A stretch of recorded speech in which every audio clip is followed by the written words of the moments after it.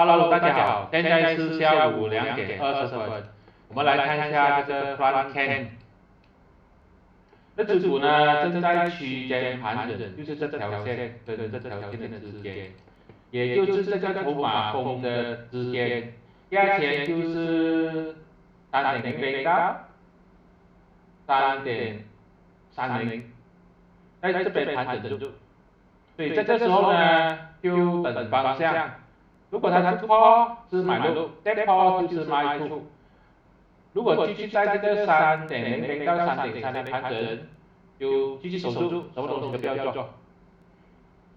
这个就是我的个人看法，并没有任何的买卖建议。谢谢大家。